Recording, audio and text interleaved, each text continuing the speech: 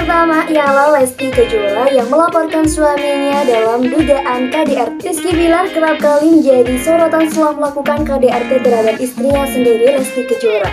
Kini satu persatu boroknya terungkap.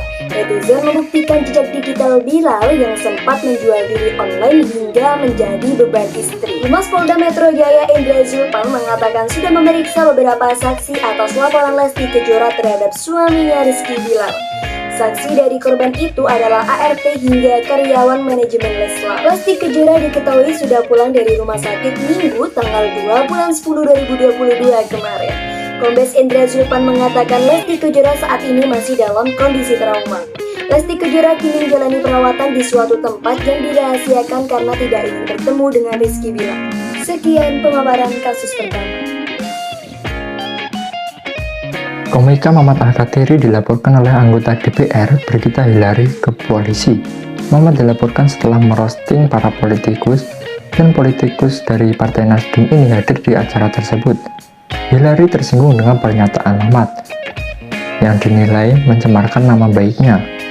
Saat dikonfirmasi, Hillary menyatakan bahwa Indonesia adalah negara hukum, bukan negara komedi.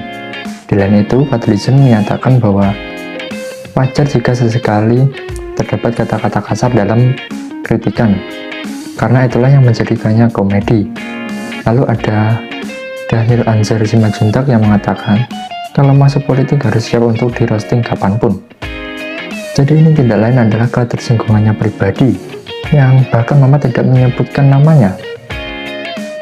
Dan jika ia tersinggung, dapat diartikan bahwa apa yang dikatakan Mamat adalah benar.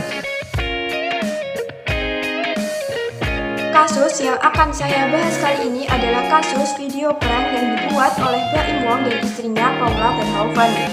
Video prank yang dibuat dan diunggah Minggu tanggal 2 Oktober 2022 di akun YouTube Baim Paula bermula saat sebuah video yang berisi Paula Verhoeven berpura-pura membuat laporan KDRT ke Polres. Unggahan video tersebut membuat warganet geram. Berbagai kecaman ditujukan kepada mereka berdua setelah konten prank KDRT itu viral. Tidak hanya itu, sejumlah pihak juga merasa tidak terima karena Baim Wong dan Paula dinilai telah mengerjai polisi.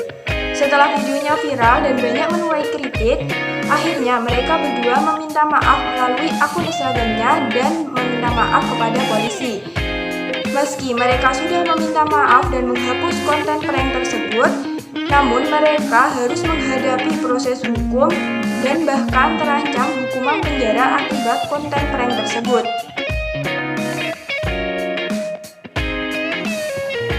Di sini saya akan mengambil kesimpulan dari kasus tersebut dengan teori komunikasi. Yang pertama adalah kasus KDRT. Lesti Kejora mencuat, satu persatu borok Rizky Bilar terbongkar. Pernah jual diri online kini terjadi beban istri. Hal ini akan saya kaitkan dengan teori domino. Karena teori domino dia juga mengembangkan model 5 domino, salah satunya model masalah nasab anak yang bisa dikaitkan dengan berita yang risau. Rizky Bilar jual diri akan berdampak ke masalah nasab jika wanita yang didahului akan menjadikan anak.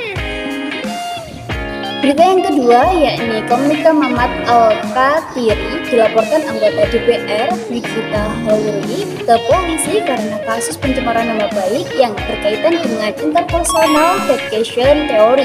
Teori ini digunakan untuk menjelaskan bagaimana seseorang menghindari tindakan yang menyakiti orang lain dengan cara berbohong. Saya kaitkan dengan teori ini karena mengandung sakit hati karena kasus pencemaran nama baik. Berita yang ketiga yaitu kasus Baim Wong bikin konten prank KDRT dilaporkan ke polisi terancam kurungan penjara, ada kaitannya dalam interpersonal deception theory. Teori digunakan untuk menjelaskan bagaimana seseorang menghindari tindakan menyakiti orang lain dengan cara berbohong. Saya kaitkan dengan teori ini karena berita tentang prank sejenis membohongi secara terbuka dan ditertawakan. Sekian dari kami, sampai jumpa dan terima kasih.